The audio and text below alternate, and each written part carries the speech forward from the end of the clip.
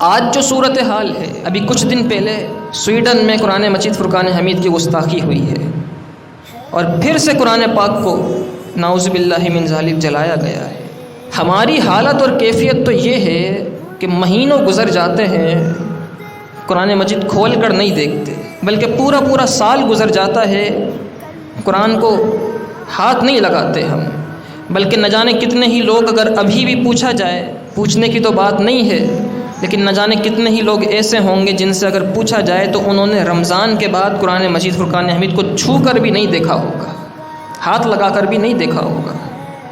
یہ محبت ہے ہماری قرآن سے، ہم نے قرآن پاک کو پڑھنا چھوڑ دیا، سمجھنا چھوڑ دیا۔ اسی لیے تو علامہ اقبال نے کہا تھا نا، وہ زمانے میں معزز تھے مسلمان ہو کر، اور تم خوار ہوئے تارک قرآن ہو کر۔